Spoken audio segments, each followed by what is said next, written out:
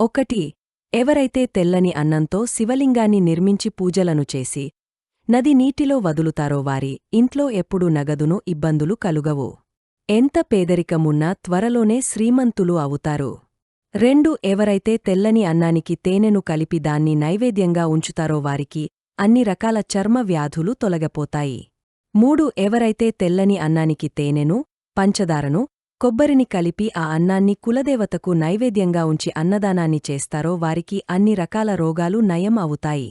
4. తెల్ల అన్నం, శనగపప్పు వేసి పాయసం చేసి మీ ఇంటి దేవునికి నైవేద్యం పెట్టి పాయసాన్ని దానం చేస్తే మీ ఇంట్లో అందరూ ప్రేమ, అభిమానాలను కలిగి ఉంటారు.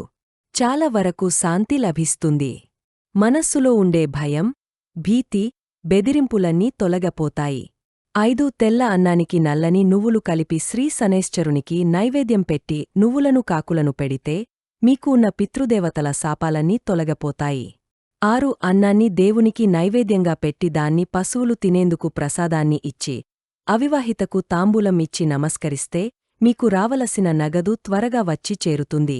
7. సరిగా అన్నం తినని వారికి తెల్ల అన్నం పసుపు, కుంకుమ కలిపి పూజ చేసి దిష్టి తీసి 3 దార్లు కలిసే చోట పెట్టి వస్తే ఎటువంటి అన్నం దిష్టి అయినా తొలగపోతుంది.